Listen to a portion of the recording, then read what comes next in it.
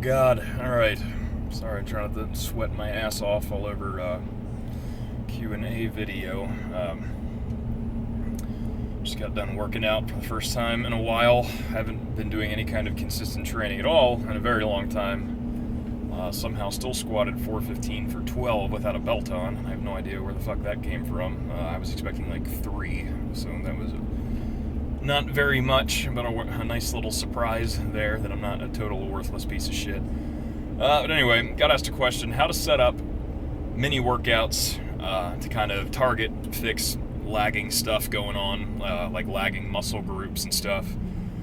I mean, it's a really good question. If it depends on how the rest of your stuff is set up, honestly. So, like, say the rest of your program is, pretty heavily percentage based. You're tracking your volumes, you're tracking your intensities and stuff like that. Being a big nerd about it.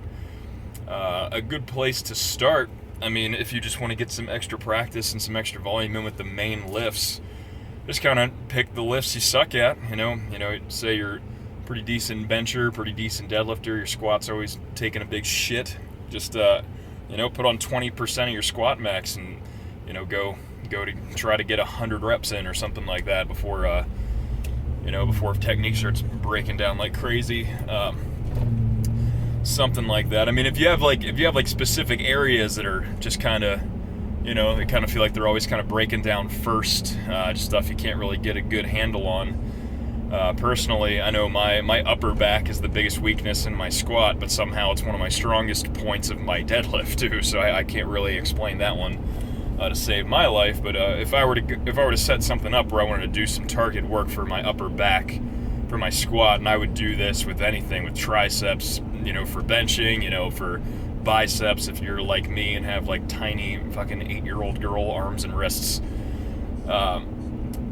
First off, you got to figure out just kind of like, what movements are actually lacking here, because I hate thinking of things in terms of training muscles. I like to think of it in terms of building up a piece of the movement. So what sucks with my upper back is I cannot keep my shoulder blades really depressed nice and hard after I retract them.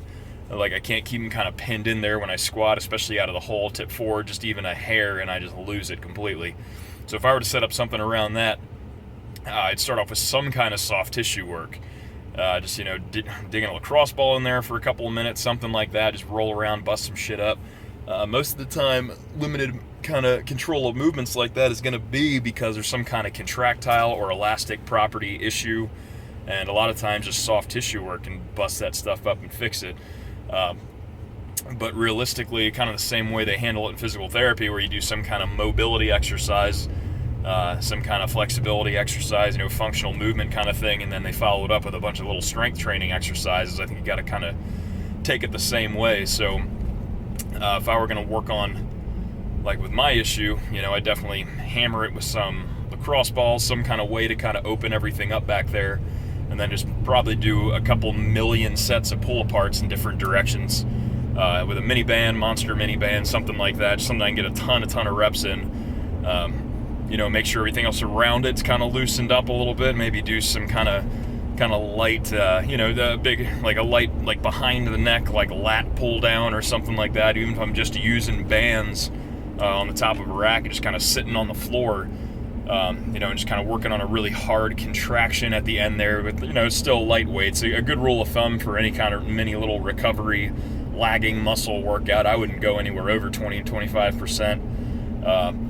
I mean, really, you don't even want to, get too fatigued. A little bit of like a pump is okay, I guess, if we're being douchey about it. But like, you definitely don't want to go to a point of fatigue where you're failing on stuff in your little mini workouts. Because honestly, if you're partitioning your time at all, you're better off just resting between hard sessions, because doing the lifts is going to be more beneficial than anything. So I'd say just make sure your technique's on point.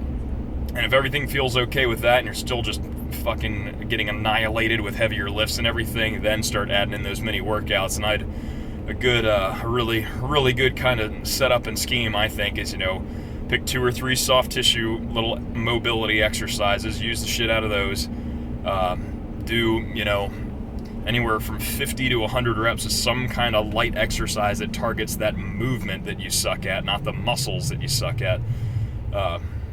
And then, just some kind of, I always like ending everything with some kind of static stretching. So, I mean, it's tough with upper back, anything. It's kind of hard, but I mean, there's plenty of little, little nerve glides, little shoulder scap movements and stuff that you can do to get a big stretch out of there. But I mean, that's just kind of using my personal example. I don't know exactly what your weakness is that you're talking about or anything, but, that's a good general place to start. And then, I wouldn't, again, just a couple, as far as like setting it up, just follow those principles. Don't fail on anything. Don't get so fatigued. You're sore from these extra mini workouts that you're doing, because like what's the point if it's fucking up your ability to kind of do your lifts and everything. So hopefully that answered your question. If not, I'm out of it. I feel like my legs are drunk because I haven't squatted in forever.